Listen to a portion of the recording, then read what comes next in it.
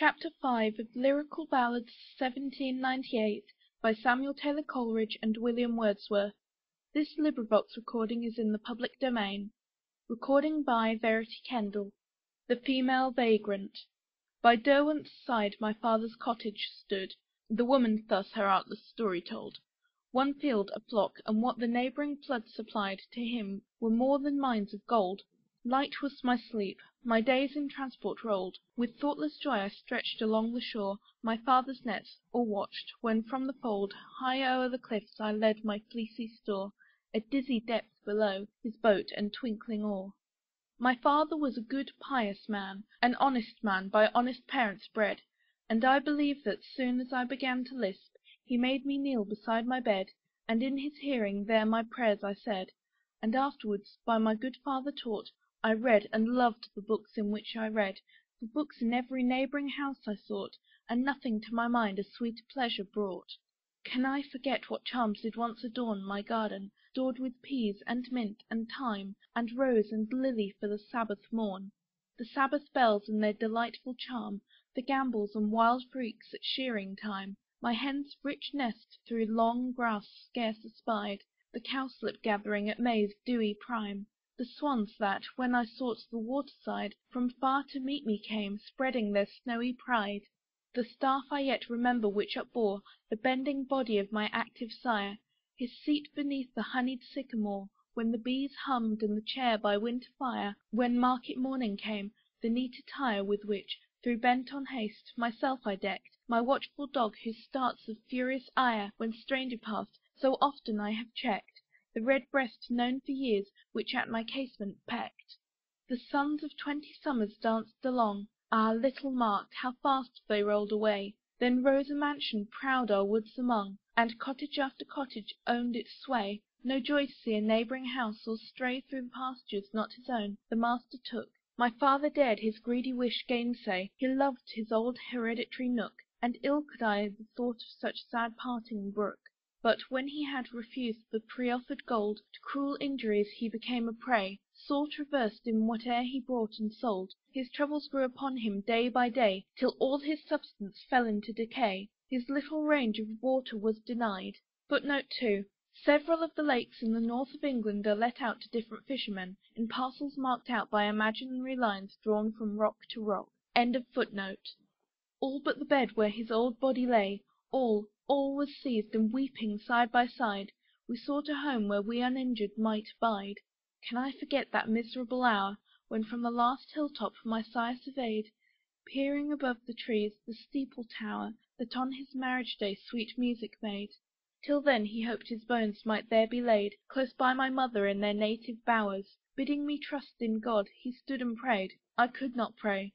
Through tears that fell in showers, Glimmered our dear loved home, alas, no longer ours. There was a youth whom I had loved so long, That when I loved him not, I cannot say. Mid the green mountains many a song We two had sung, like little birds in May. When we began to tire of childish play, We seemed still more and more to prize each other. We talked of marriage and our wedding day, And I in truth did love him like a brother, But never could I hope to meet with such another. His father said that to a distant town he must repair, To ply the artist's trade. What tears of bitter grief till then unknown, What tender vows our last sad kiss delayed. To him we turned. We had no other aid, like one revived, Upon his neck I wept, and her whom he had loved in joy, he said, he well could love in grief. His faith he kept, and in a quiet home once more my father slept. 4 years each day with daily bread was blessed, By constant toil and constant prayer supplied. 3 lovely infants lay upon my breast, And often, viewing their sweet smiles, I sighed, and knew not why. My happy father died, when such distress Reduced a children's meal, thrice happy, That from him the grave did hide, The empty loom, cold hearth, and silent wheel, And tears that flowed for ills which patience could not heal. 'Twas a hard change, an evil time was come, And no relief could gain. But soon, with proud parade, the noisy drum beat round, To sweep the streets of want and pain. My husband's arms now only served to strain Me and his children hungered in his view. In such dismay my prayers and tears were vain, To those whose miserable men he flew. And now to the sea coast, with numbers more, we drew. There foul neglect for months and months we bore, Nor yet the crowded fleet its anchor stirred. Green fields before us and our native shore, By fever, from polluted air incurred, Ravage was made, for which no knell was heard. Fondly we wished, and wished away, nor knew, 'Mid that long sickness and those hopes deferred, That happier days we never more must view. The parting signals streamed, at last the land withdrew. But from delay the summer calms were past. On as we drove, the equinoctial deep Ran mountains, high before the howling blast. We gazed with terror on the gloomy sleep Of them that perished in the whirlwind's sweep, Untaught that soon such anguish must ensue, Our hopes such harvest of affliction reap, That we the mercy of the waves should rue. We reached the western world, a poor devoted crew. Oh, dreadful price of being so resigned, All that is dear in being, better far In want's more lonely cave, till death to pine, Unseen, unheard, unwatched by any star, Or in the streets and walks where proud men are. Better our dying bodies to obtrude, Than dog-like, wading at the heels of war, Protract a cursed existence, with the brood That lap, their very nourishment, their brother's blood. The pains and plagues that on our heads came down, Disease and famine, agony and fear, In wood or wilderness, in camp or town, It would thy brain unsettle even to hear. All perished, all in one remorseless year, Husband and children, one by sword and ravenous plague, all perished. Every tear dried up, despairing, desolate, on board a British ship I waked, as from a trance restored. Peaceful at some immeasurable plain, By the first beams of dawning light impressed, In the calm sunshine slept the glittering main. The very ocean has its hour of rest, That comes not to the human mourner's breast. Remote from man and storms of mortal care, A heavenly silence did the waves invest. I looked and looked along the silent air, Until it seemed to bring a joy to my despair. Ah, how unlike those late terrific sleeps And groans, that rage of racking famine spoke, Where looks inhumane dwelt on festering heaps, The breathing pestilence that rose like smoke, The shriek that from the distant battle broke, The mind's dire earthquake, and the pallid host Driven by the bomb's incessant thunderstroke To loathsome vaults, where heartsick anguish tossed, Hope died, and fear itself in agony was lost.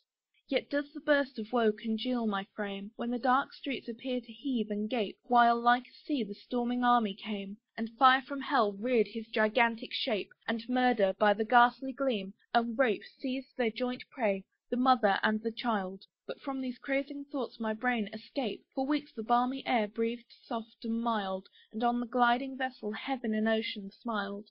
Some mighty gulf of separation past, I seemed transported to another world. A thought resigned with pain, when from the mast The impatient mariner the sail unfurled, And whistling called the wind that hardly curled The silent sea. From sweet thoughts of home, And from all hope I was forever hurled. For me, farthest from the earthly port to roam Was best, could I but shun the spot where man might come. And oft robbed of my perfect mind, I thought, At last my feet a resting place had found. Here will I weep in peace, so fancy wrought, Roaming the illimitable waters round.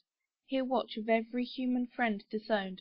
All day my ready tomb, the ocean flood. To break my dream the vessel reached its bound. And homeless near 1,000 homes I stood, And near 1,000 tables pined and wanted food. By grief enfeebled was I turned adrift, Helpless as sailor cast on desert rock, Nor morsel to my mouth that day did lift, Nor dared my hand at any door to knock. I lay where with his drowsy mates the cock From the cross timber of an outhouse rung. How dismal tolled, that night, the city clock! At morn my sick heart hunger scarcely stung, Nor to the beggar's language could I frame my tongue.